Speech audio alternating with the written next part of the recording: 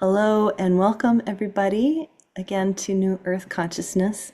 I'm here with Jillian Ribbons. She is the owner of Sacred Flow Healing Arts, sacredflowhealingarts.com. Jillian and we have worked together in the past, and so I'm excited to have her on the show again. We're going to dive into some topics that I think are really alive for people right now. I can certainly speak from my own personal experience with the energies of this year and what's going on. It's very intense. So Jillian, thank you for being here.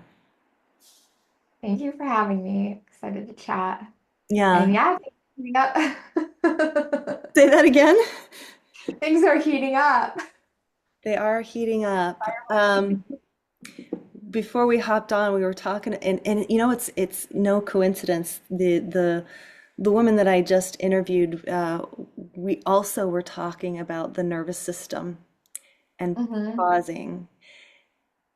And I personally am feeling this in a very big way, very like Yeah. bigger than I have ever experienced it before. Because, and I'll just share a little bit, and then you'll jump in here. So the fire horse year, I know, like officially, there's the Chinese astrology, whatever. It's almost like whether it's Western astrology, Chinese astrology, those are just different lenses for looking at like what's happening right now. And for me, this sort of pickup of speed really started towards the end of last year. Hmm. Jumping into new projects and getting excited and just kind of going with this big rush of energy that felt like, you know, oh, opportunity and things happening and this and that.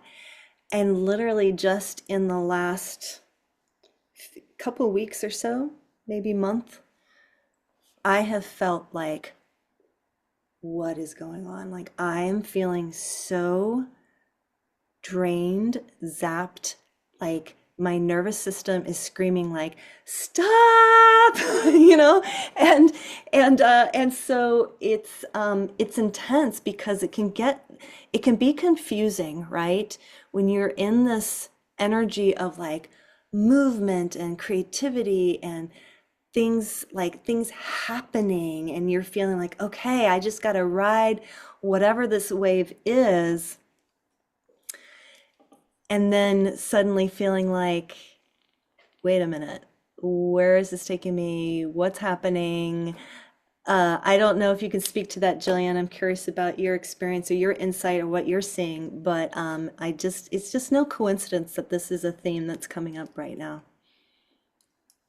Just yesterday, I was listening to an astrology thing, and it was saying that it was exact, I believe, on Sunday, a Saturn Mars conjunction. So Saturn is in Aries and Mars moved into Aries. So all these planets are in Aries, and we're like, whoa, what's going on? But Mars speeds things up. It's the masculine energy, the let's do it.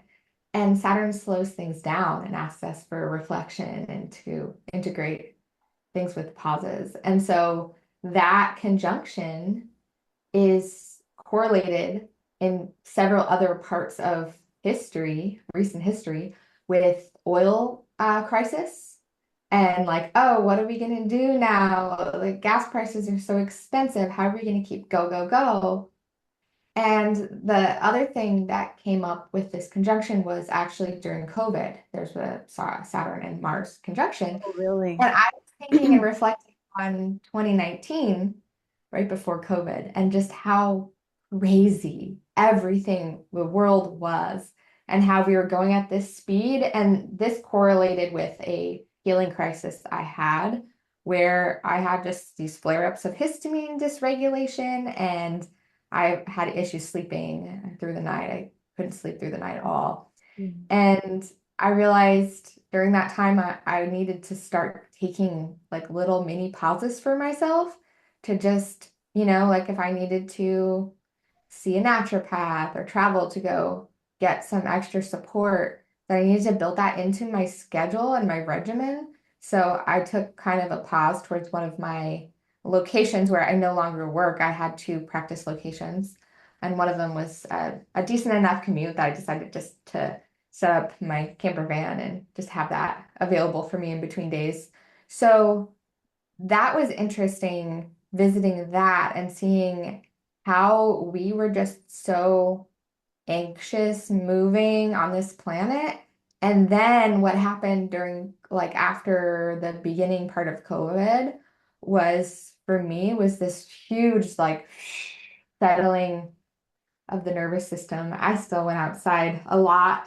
I was like, I'm gonna go hiking every day. This is Yeah. gonna be perfect. And even after a short time of not working, I did integrate back into a practice, but I still kind of was taking with me this pause and this tendency to want to stick my feet in the grass. And, like the tourist season, that we're about to move into is just, okay, let's get grounded again.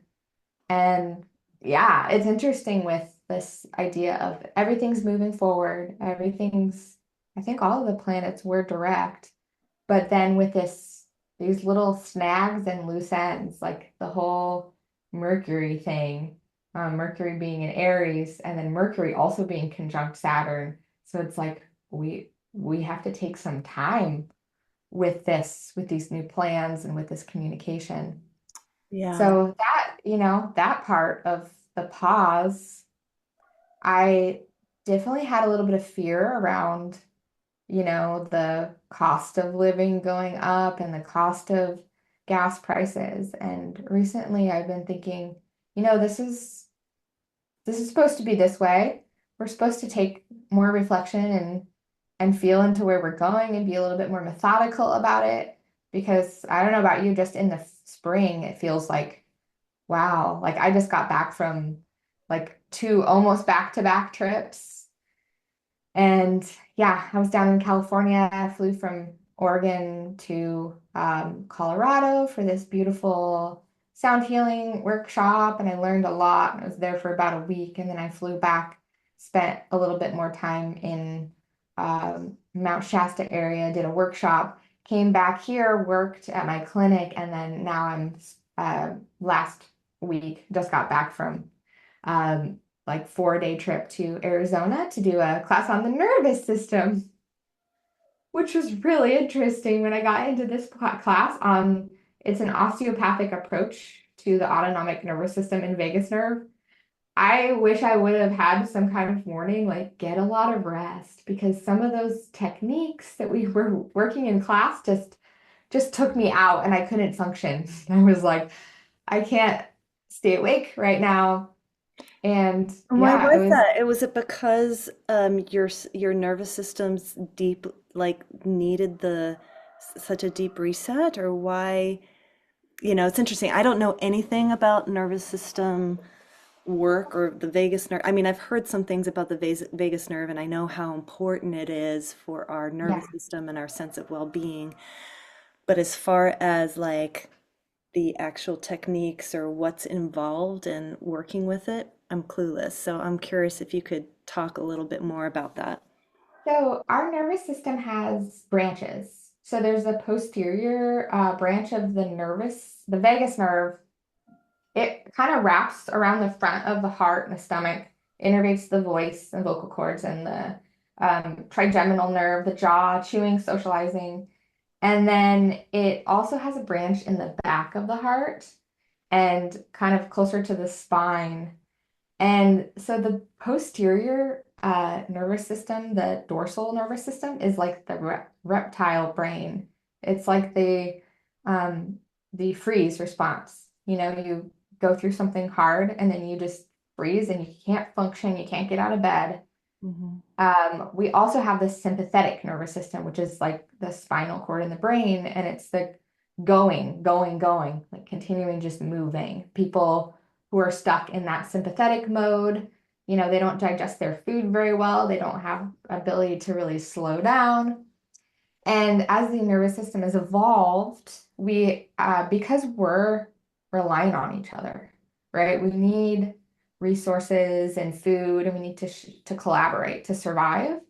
And so the front part of the nervous system is associated with chewing, eating, talking, socializing.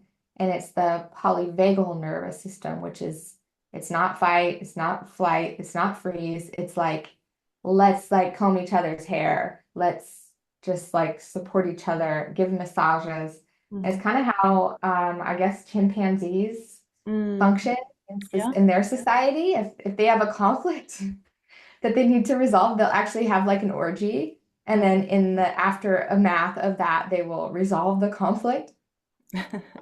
And so our nervous systems, we often get stuck in certain parts of it. So for me, a lot of it was the dorsal, where we did an exercise where we did pressure on the eyes that actually lowers your heart rate.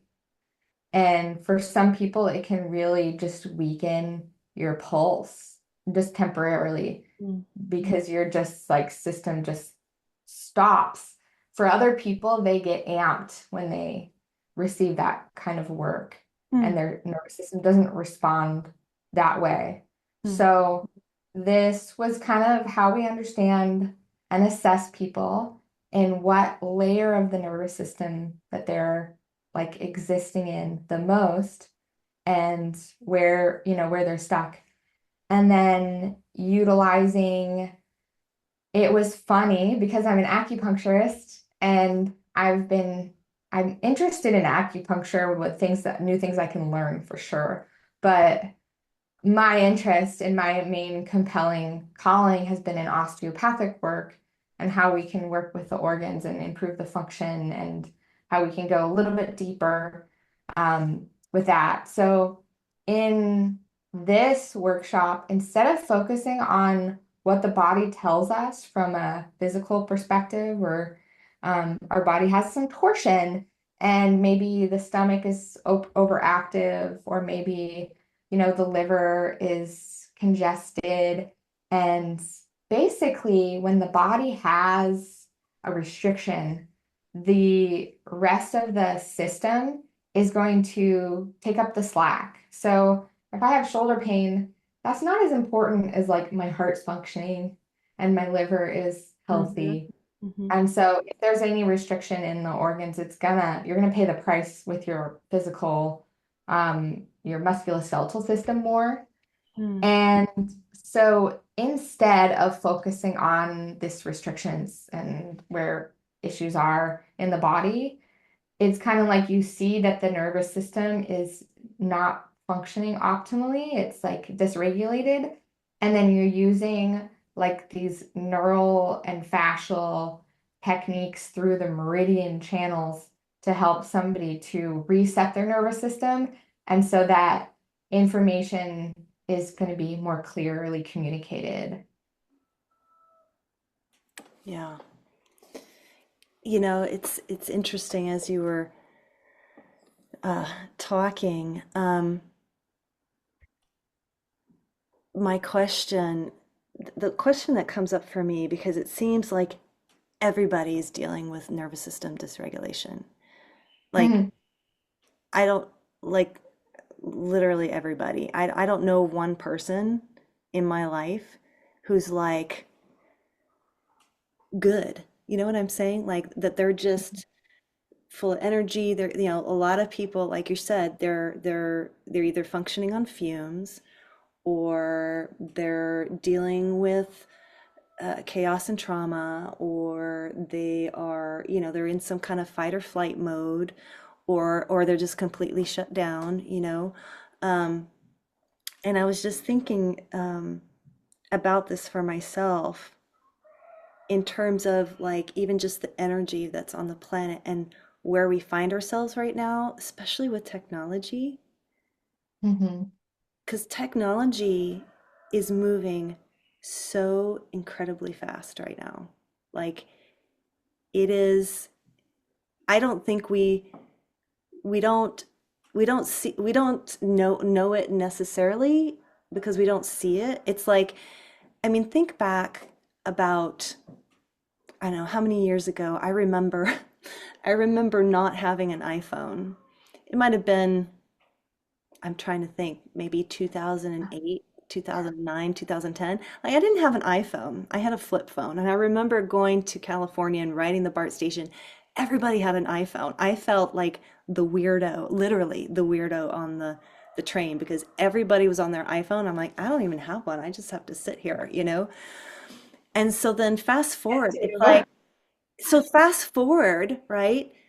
Within just that short amount of between 2010 and now, it's like, okay, we got these iPhones. Not only do we have them, we've had however many upgrades to those iPhones. Like, how many times have we had to buy a new iPhone? Then we had like Zoom, and then we have like 5G, and now we've got AI full on going on. And there is this Hmm. crazy, like, and social media. I remember like getting an iPhone, and then my friend was like, oh, you should join Facebook. And then like, social media being so there are so many things that our bodies, all of this stuff is so brand new that our nervous systems, like, I don't think we're designed for that. Like, to be suddenly be thrown into this quantum leap of technology, and then the physical body having to like figure out, how do I regulate this, Hmm. is profound. And so when you said, like, you were talking about like, oh, I just, need to go, like, I feel this urge to go and put my feet on the ground, whatever. I experienced the same thing. It's like just a couple weekends ago, I had a break. I went camping with my friend, and all I wanted to do was lay in the grass in the sun. That's it. Yeah. And it felt like heaven. It felt like, whereas before all of this technology and all of this rushing around, laying on the grass would have been like whatever, right? Like no big deal. Like it's something I do all the time, right? Like taken for granted maybe. And so to Yeah. be this like overstimulated, the all of what's happening, trying to navigate, and like you said, like, oh, prices are going up. Okay, I got to figure out how to make more money. Like there's all of this sort of um and at the same time, of course, there's like a lot of really cool innovation happening. It's like, how do we stay in balance with that? And so I just think it's really funny to me to look back and be like, that moment of laying on the grass and just feeling like, oh my God, this is all I want right now. I don't care about anything else, And so Yeah. it is really interesting to me that we've come to a place that quote unquote nervous system regulation work is a necessity. Yeah. It really is, because like you said, if you're not able to regulate your nervous system, you're gonna have deeper issues show up down the road, Hmm. Hmm. right? It's funny because before COVID, I was like doing mountaineering and I'm like climbing mountains, which means, I'm kind of rushing a little bit so I can get my work done and get on the road and drive to a mountain so I can hike a glacier, so I can camp and be on a glacier all weekend. So then I can drive back and dust off my gear and then go back to work. And after COVID, I feel the shift, the next year or two that I noticed. I was like, I would be happy sitting under a tree, like more than happy, just sitting under a tree and being with that energy and, and then taking walks, just microdosing nature as much as possible instead of having like these big lofty missions. And it just shows that I was in major sympathetic mode, that I needed to keep moving and Yeah, yeah. So yeah. I'm with you on that. Just yeah, the It's simple things. It's it really great. is. I Yeah. There wasn't a lot of nature in Phoenix. I mean, I was staying downtown and I was walking from my Airbnb to the class, Mm, but man, there were cactuses, there were beautiful birds in the morning. mm, And there were these like tropical flowers, and even just sitting in the grass, like it was fake grass. I found fake grass. That was hard to find a peaceful park. It was like by a Catholic church, and I find this like, and there's trees though, and there's a little shade, and I'm like, okay, this is enough for me right now. I can just zone out and listen to my music and Right. like compress in that space. Yeah. So, yeah, the simple pleasures of walking, I've found with when things have been emotionally hard and dysregulating, that I really need to walk. And if there's sunshine, hopefully trees, then it's really good medicine for your body to just move. And right, we know for thousands of years how to do this stuff. And the technology has created another obstacle of like, how do we reconnect to something that's ancient technology, our own Wi-Fi and mycelium that wraps around the earth, and the connection to our angels and our divine, and the inner knowing that we have with a world that's said, oh, well, you can get that outside of yourself. Here's Chat GPT, here's AI, here's Yeah. Yeah. Yeah. It's really interesting. I've been doing a lot of travel, and so where I live, I live surrounded by trees and mountains. And I've been Mhm. living here for 19 years. And it was by choice. I knew that I'm like, I want to be in nature. Okay, so here I am. I don't live in a city. I don't think there's any 5G towers around here. Like there's no stoplights. There's none of that. And I didn't realize how acclimated I had become to this kind of environment,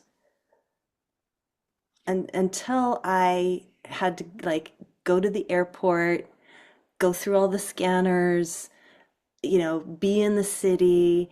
Like it was so overwhelming for my nervous system. I remember at one point actually hearing different frequencies in my ears of whatever's being broadcast in the airwaves, like literally like dee, dee, different sounds as I was like trying to fall asleep in Phoenix. It was Phoenix. I remember this happening. And how exhausted I was when I got back from that trip. Yeah. And it's so interesting where it's like almost I think for a lot of us when we think of wanting a good life, it's like, oh, I want Yeah. to travel, right? Like for a lot of people, they're just like, I want to go explore the world. Like, yeah, I want to go to Italy, or I want to go to Costa Rica, or I want to go here. I want to, nothing wrong. I'm not saying this is good or bad. I'm just noticing that in myself that like my values are starting to shift and change, because I think for many years I'm like, oh, I want to be able to give my kids an experience of taking them to another country or whatever. I even traveled to Morocco, which was amazing. And now, like after having to do travel for business, it's like I just want to be home. Like I just want to be home, like you said, just go sit by the tree, just be in my own environment. Like why put my body through all of that stress, of planes and trains and automobiles and all the things. Um, yeah, it's just really interesting. So like going back to where we started with talking about the fire horse year and this need to pause. I think it's Hmm. also asking us to pause and check in with our values. Like, what do you Hmm. really value? Because um, if you're not taking the time to pause and really ask yourself, okay, what do I really value? Then you might be led to make choices that actually um, don't actually align with how you're designed and how you want to live, you know? Anyway, sorry, Yeah. that was a lot. I just kind of blabbed there for a Yeah. second. You know what? It's interesting. I thought about this, the polyvagal nervous system, the ventral, the connection to our speech, our eating. We smile at each other and we chew our food and we eat together. And that seems how we village, how we naturally make those connections. And then the dichotomy between that and like social media, Instagram, Facebook, what's this person doing over here? Here, I'm going to take a picture of myself having this meal with these people or whatever, and then you look at those things like, oh, it's right within reach, it's right in front of my face, but I can't touch it with my senses. I can't experience the connection. Um, the Aborigine, you might know this, but it's really just profound to me. They believe in dream time, and dream time doesn't have any time or space. It's always happening all at once. And the creation of everything that almost like when you walk through a simulation, the simulation loads as you walk into that room. That room doesn't need to be there until you are there to witness it. And on this planet, the idea that we're creators and we were creators and we would sing to the landscapes and the mountains would open up for us. And creation is a process that we are carrying this divine code as creators, and we're creating things as we move through them. And at some point, we became separate and we were like, I'm not a creator. I'm not able to, like, we lost the ability to just have the extension of our hands and have them connect. And the hands, our hands and our crown connects to the sky and our feet connect to the earth. And that's all the original Chinese medicine, the the philosophy before it was co-opted and books were burned by the Chinese Communist Party. But as we move through sort of this timeline of like losing our connection, then we start trying to create that outside of ourselves. And we try and create Wi-Fi because we're not connected to the mycelium anymore. And we create AI because we're not connected to our God consciousness self anymore. And we create cars because we're not like teleporting. And we create phones because we're not telecommunicating. And yeah, it's really interesting to see the shift that we've had even more recently as we become disconnected from our neighbors and as we become more like upwardly mobile, like we're building and we're in kind of capitalism. I mean, I was thinking recently about how it's so nice that, and I hope to have the honor of supporting my parents as they transition, Hmm. and how so many people have the joy of being able to support their parents, and how that's so different than um, how we were brought up, how we were told to just create your life on your own, capitalism, and don't live with your family. That's not okay. You Hmm. have to have your own little apartment and Hmm. you have to go to work, and your neighbors are not your community. Your workspace, your office is your community.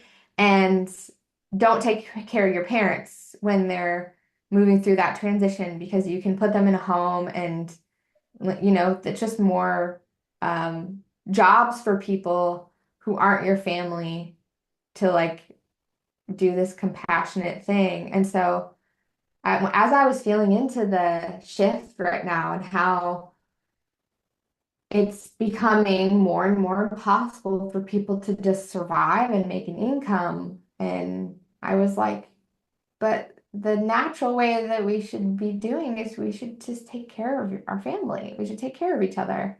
And Hmm. like we may not have a lot, but we'll be doing it together. And that's yeah, that's to me that's a big paradigm shift. Yeah. I moved so far away from my family of origin, and it's taken me like some healing before I could be like, okay, yeah, this is good for me. I took the space that I needed, and I think it wouldn't be without a challenge, but I think we're supposed to come back to our community and our family. I couldn't agree more. There is something twisted in our culture where, I mean, of course, a young person should want to go and explore the world, right? Discover who they are, what is the world, what are they made of, what are they capable of, all of those things.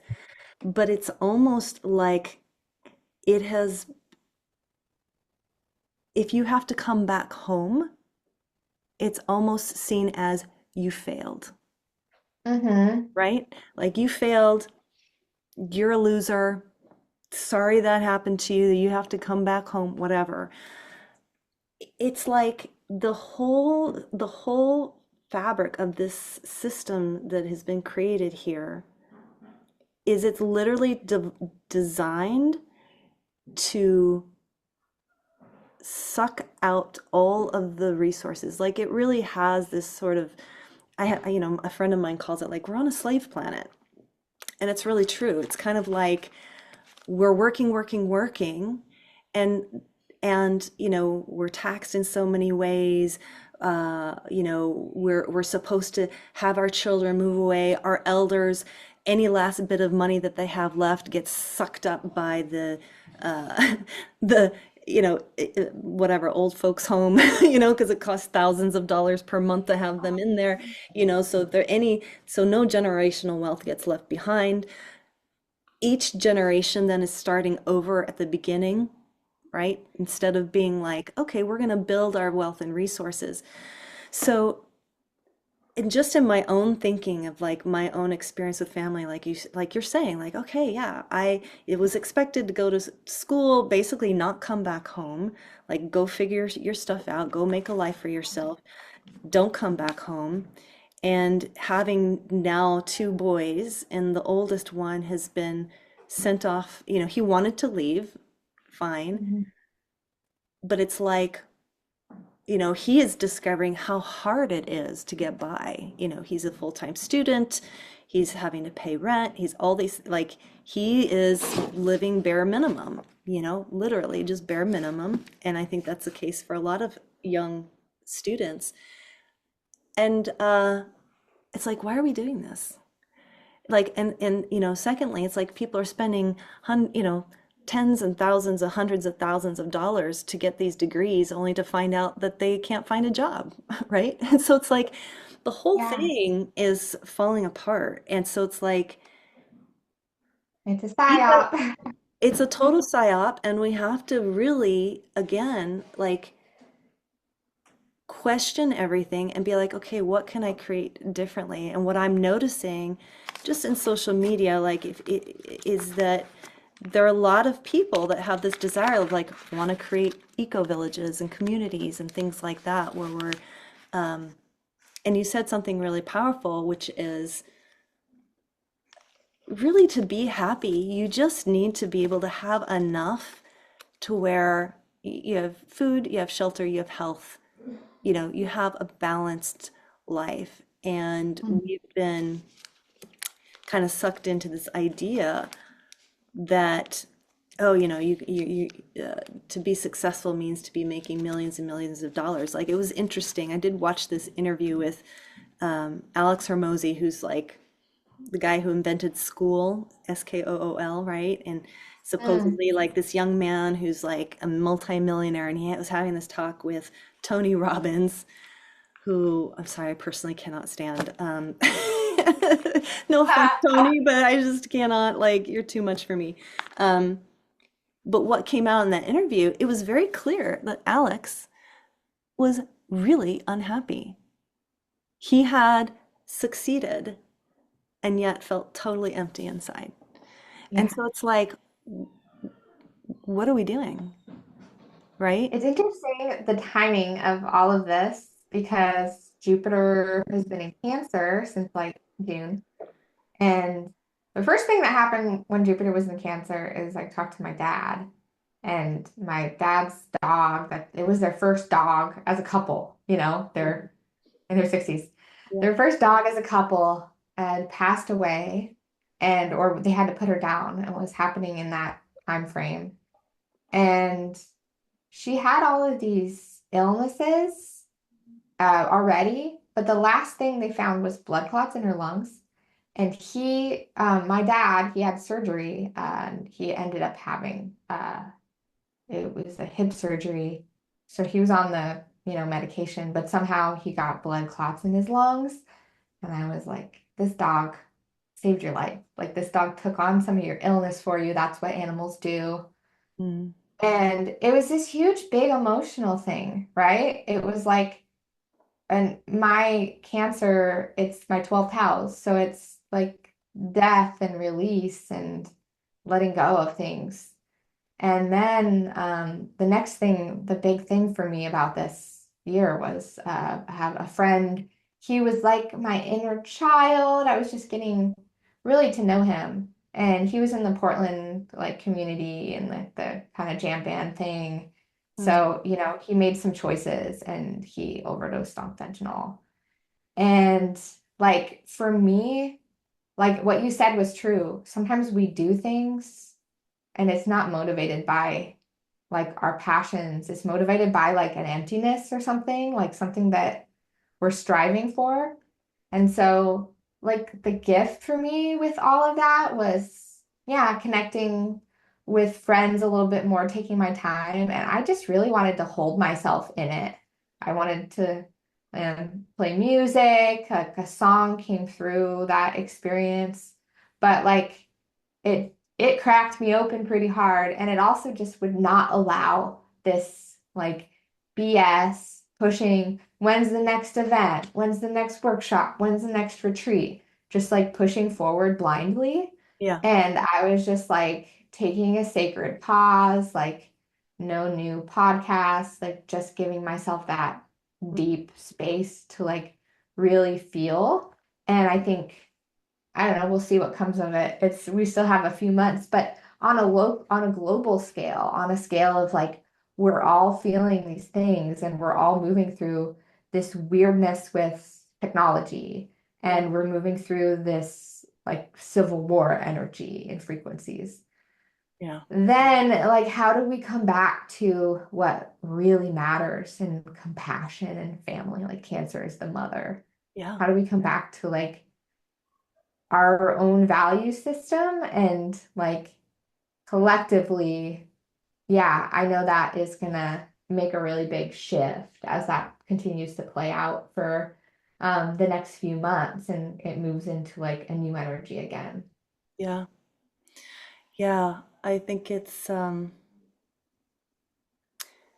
super interesting to um experiment isn't the right word. It almost feels like the willingness to let go, like you're talking about, like, okay, you don't have to keep blindly pushing forward, Hmm. you know, tuning into yourself and going like, okay, knowing that you have choices that you can navigate. And it could be really easy to think like, oh my God, if I stop, I'll fall behind. If I stop, how am I going to pay the bills? If I don't keep doing this, how is this going to happen? And lately, for me, I have been actually really coming back to Jesus Christ. Mm, I was listening to this podcast about the resurrection and the Shroud of Turin. And if you don't know anything about it, you should look into it because that is some really mind-blowing stuff that they have discovered with that shroud and like what was the resurrection exactly and all of this and this idea of like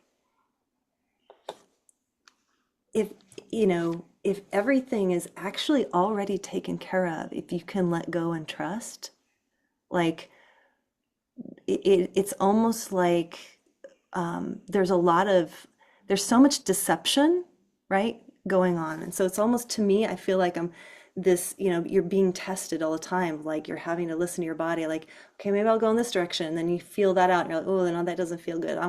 Okay, I need to figure this out. Like, okay, what is the way forward?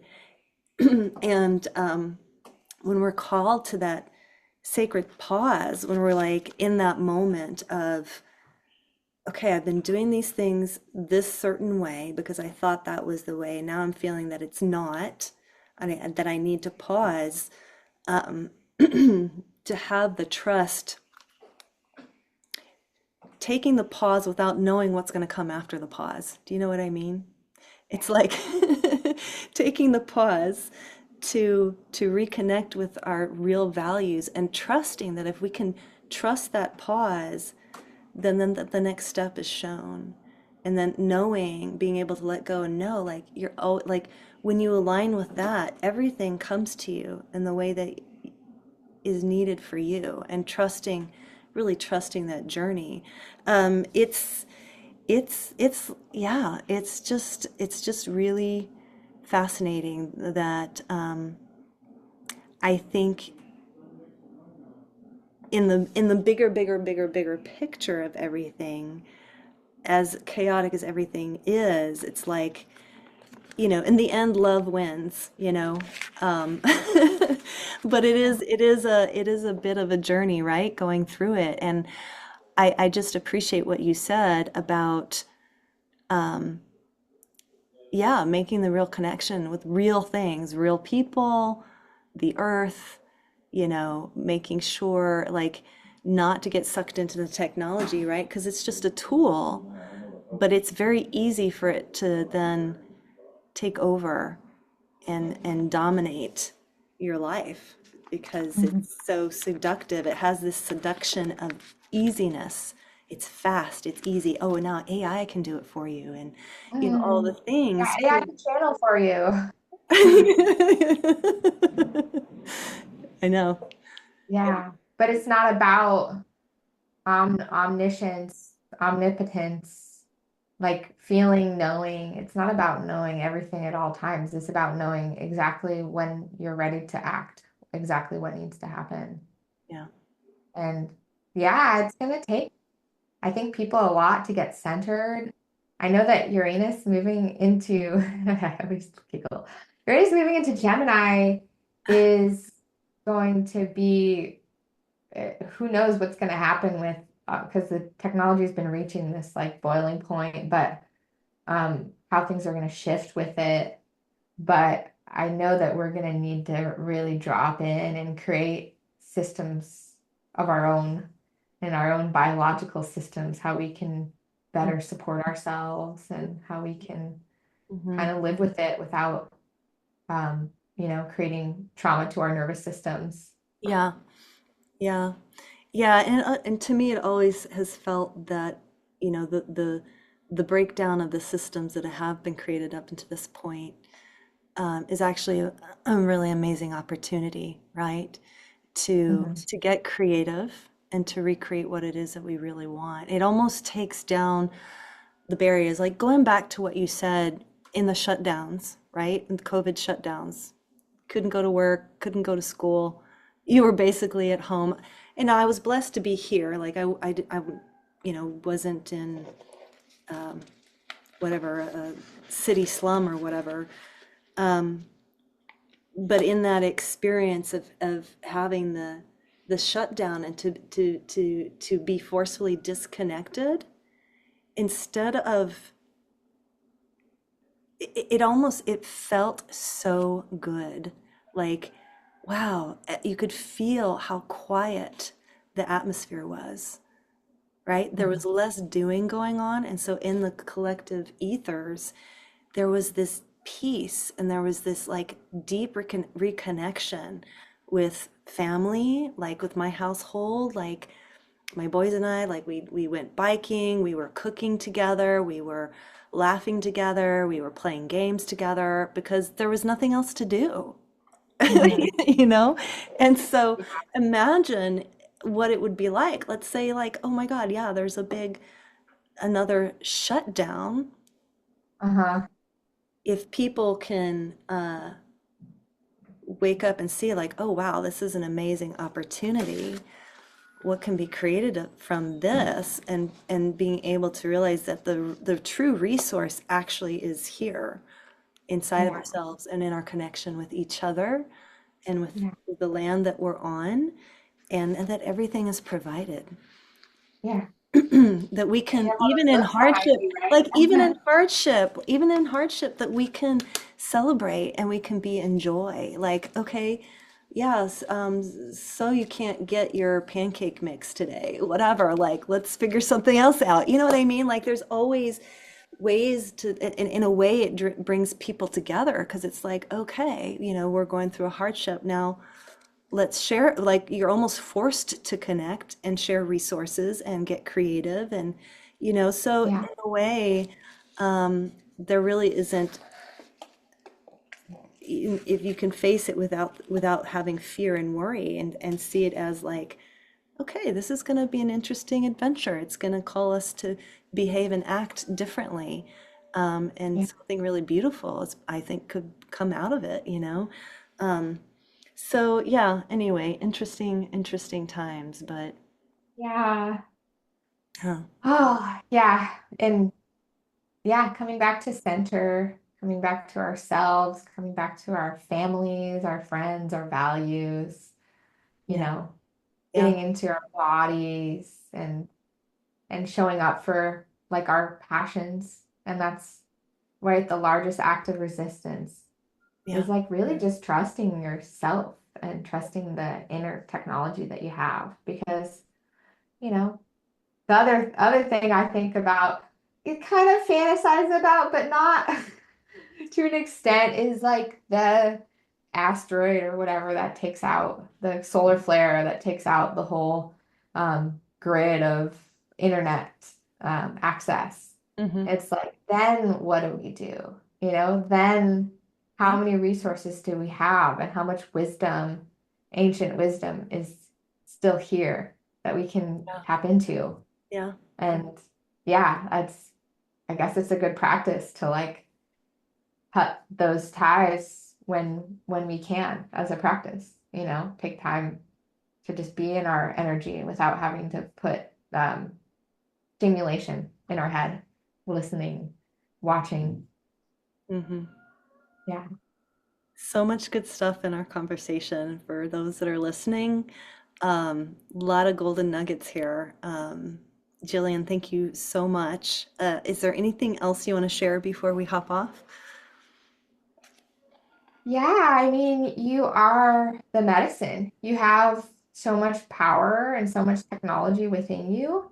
And I think if we can just remember that and remember the wisdom that's in there and, taking time to just turn off outside world, tap in, be with family, be with friends, and it's funny because I have um, she's a friend and also she's helped me with my branding of my business, like almost like a doula for my business.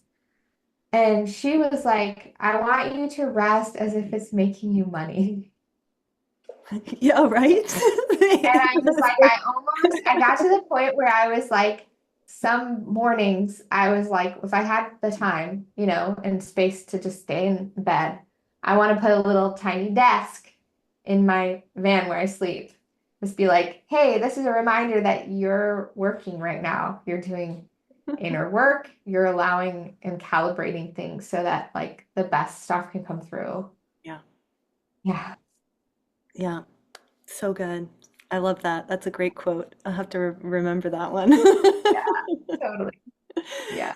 Well, thank you so much, and to the listeners and viewers, please like, share, and subscribe. I hope you found some value in this conversation and sending so much love. Thank you. All right.